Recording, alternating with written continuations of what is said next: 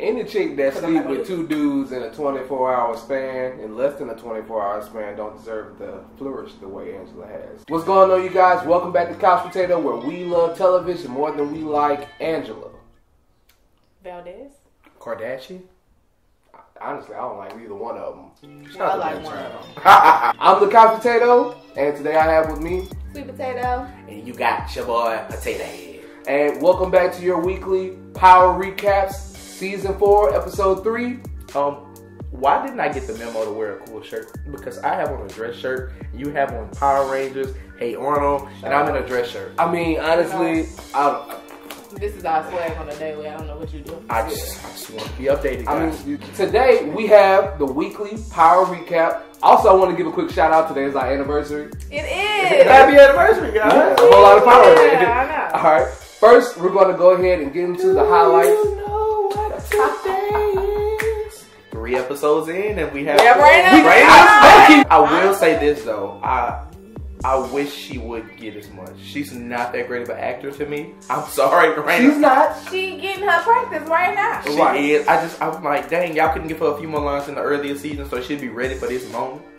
No, the theory that I have is they giving Raina so much screen time because they gotta make up for Ghost and Angela not banging all the time. And that other little Negro, he just the worst. What? So, okay, now if people might not agree with me on this, but this episode, yeah, I still didn't like Tariq, but I liked him a little bit more. What? I did not. He only had one thing I was okay with. They had two things that I was cool with. Just being honest. So, Tariq, you know, still being a dick to his parents, and he was a dick to Tommy too, pretty much. And he's a dick to his sister. I mean, he's a dick. Yeah. Whenever the little white kid was trying to bully them again and start picking on his sister, he did come out of nowhere and hem his little ass up. Also did like that he sent Kane into that white Exactly. That was the part. That's the part. So I like both of those things. You hemmed him up for your sister, even though you talk to your sister crazy. Right. And you shouldn't be getting into nothing at school, but at the same time, come on. The thing I don't like about Tariq is that you ain't built like that. Don't be cursing your sister out. He was and I just didn't believe it. I'm like, you're not built that way. Yeah. Are they setting Raina up to get killed? I hope not. That's why you think they're giving us so much screen time? I've seen that in shows before. Try to make where us get emotionally connected. Bring a character out a little bit more only for them to. I've seen it in shows, several shows. That'd be messed up. It would be. Deserve it. He deserve it. But as much as we don't like Tariq, like, who would you rather have, Tariq or Raina? I'd rather keep an Aggie Tariq on the show than Raina. But yeah, anyway. But yeah, Kanan going to the little white boy house to rob him. I enjoyed that about Tariq this episode. Right, and we didn't see her face, but Yasmin got a shout out too. Yeah, she sure did. She did. So, next we're going to get into, at the beginning of the episode, what we see is the FBI rounding up pretty much people that are associated with Ghost. So we see them round up Dre, Julio, and Keisha. Okay. And I think those were kind of key to set the tone for the title of the episode. The kind of man you are. Because we see Julio and Dre just basically, that's the man he is. That's the man he is. They he's a good guy. Right. Good guy. They end up, I think the cops called him, he's like a hood superstar. Right, yeah. Right. Like he took us out the hood and gave us legit jobs. Like, and then we got to Lakeisha. And I like, if y'all watched, I'm pretty sure y'all watched it too, the end of the episode, Courtney Kemp, executive producer, if y'all don't know that, wake up. Anyway, I like how she said Lakeisha was the voice for all the fans. Right. Which I like. After hearing her say that, I was like, this makes so much sense because that is how we all are. Yeah. Like, Angela, this is all really your fault. Like, right. Every single part of it. Yeah, like Lakeisha's scene with Angela, once again, you know, my disdain for Angela, like, I'm just waiting on that badge to come off so somebody could pop her. But Lakeisha wanted her around. Oh, she wanted it so bad, you could feel it. Oh yeah. But yeah, her asking all those questions, and Angela just so smug. Like the way she was asking Lakeisha those questions, like, well, when did he move out? When did she sell her ring? oh, he moved back in, oh, to sleep on the couch. I was just like, bitch. Like, I could have knocked her out. And I didn't know what it was setting it up for, but then after that, I was like, okay, to make the marriage seem non-existent. Right. But with that being said, if that was something that was to be able to take place, making that marriage non-existent and making it like a co-conspiratorship or whatever they want to call it, like, wouldn't that be to Proctor's advantage to use that Angela was the cause of that demise? Yeah. To actually say fuck what we talked about last episode on not using that defense and use that defense, because you really taking away, you know, the spousal thing. So you forcing Tasha to do this. So fuck it, we're gonna bring you in too. Like, why not? I was thinking that too, but then at the same time, it would be more emotive for you can say, well, he left his wife with this woman, and then she left him. Because they don't. But see, it's just the way you played it in front of the jury. With Lakeisha, she's a very interesting character to me as this season. I like they're giving her more. It's always great to see Lala on TV. Two things with her. One, she don't really like Tasha. Like, I don't. She doesn't. By the end of the season, that split is going to happen. Yeah, I think we already predicted that on the previous one, that it's going to be Keisha and Tommy and Tasha maybe by herself, or Tasha and Ghost, because she planting that seed with Tommy. Yeah, she is planting that seed. And Tommy like, nah, it's good. But she like, I don't like. But see, she does not trust her. But Tommy is already a suspicious person as it is. Right. So if he get one little seed planted, that's gonna stick with him. You might not see him act on it right then and there, but it's gonna be there. As well with Tommy, like what I was saying about people planting seeds and he might not be acting on it right then. I kind of feel like he already got a seed planted with Julio. So, like, on the last episode, Julio didn't handle something the way that Tommy would have handled it, which, of course, he wouldn't handle it the way that he wanted to. But then, in this episode, Dre came and planted another seed saying, hey, Julio, me and him both got hit, but he was in there a little longer than me, so I don't know what he was saying. Now, granted, we know Dre was doing that because I'm trying to be the distributor and I got to get Julio out the way. Right. But to Tommy, I already got a strike against you in my head. I was going to say, with that, I think we should start looking at Julio as on the chopping block. Oh, he's up. Julio's definitely dying this season. He's up there. Oh, yeah, he's gone. He's going to die. It might be from Dre. So, we're going to start with the smallest part as far as with Ghost. The dude that I theorized is Tommy's dad, Tony Teresi. Still looking like it's going to be Tommy's dad. Right. He decided to go ahead and start extorting Ghost. He found out a lot of information about him, and now he's asking for $20,000 a week, and he wants Tommy to personally deliver it because he knows Tommy's going to bring it and not bullshit him. It's an interesting. His character's interesting. He's a lot more slimy than what he portrayed in the first. I mean, he is a killer, but the first one he was kind of just a little more serious. When we saw his interaction with Ghost, is a lot more slimy and conniving as a character. Yeah, definitely. And they kind of gave us a little more background on why he's in jail. So we obviously know that he's about that life.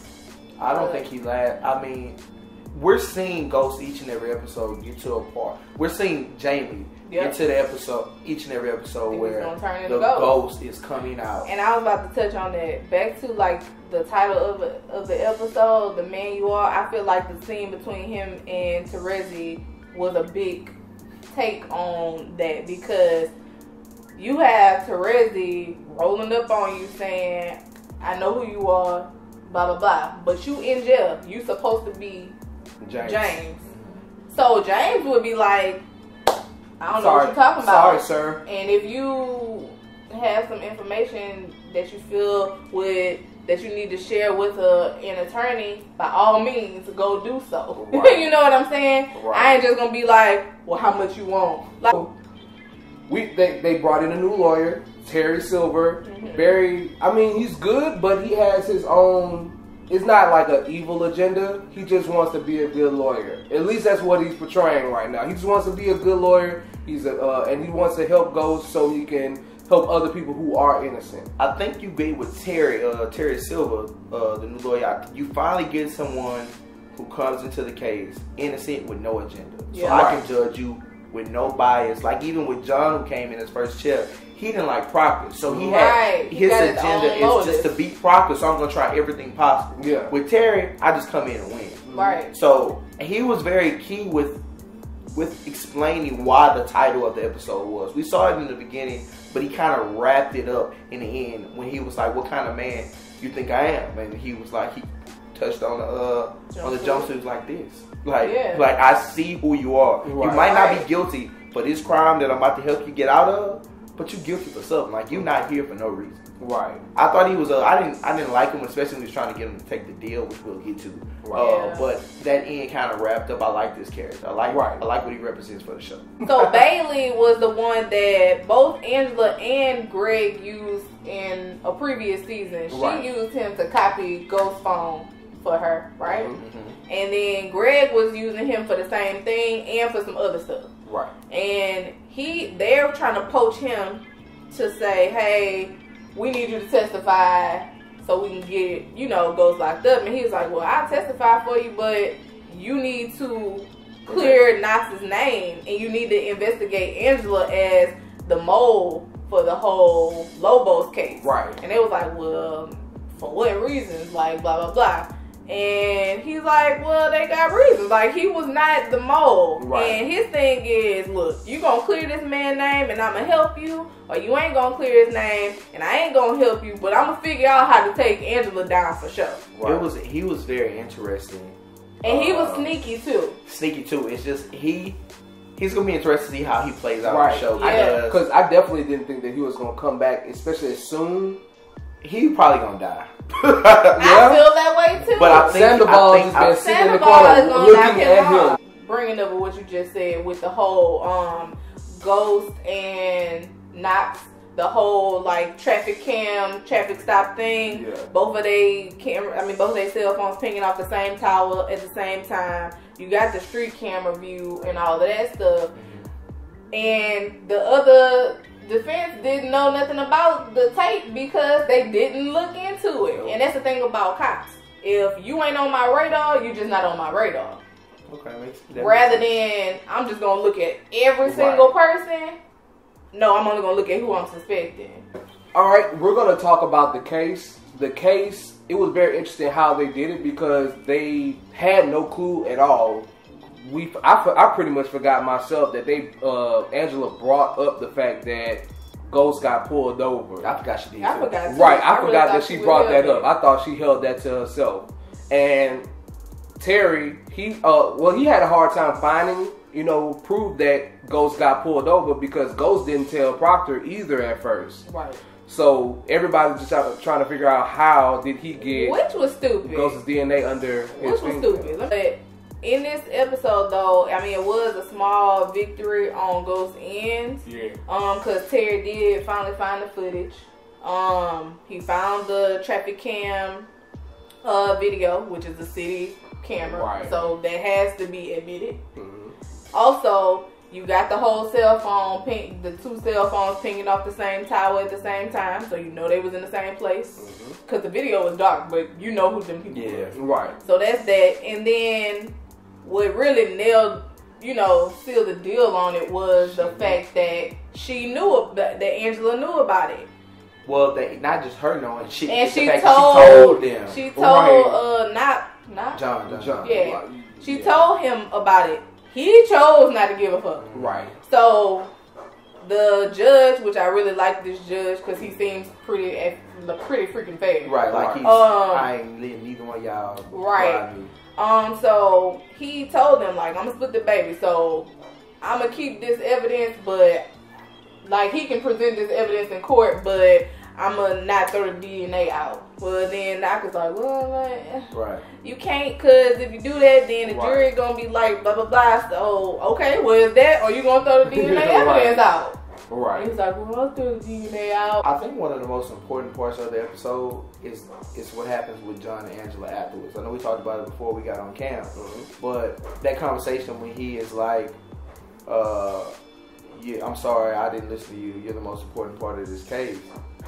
She was like, yeah, I know. Now, two different ways you can take that. Like, I took it as, oh, he's getting ready to throw this bitch under the bus. Like,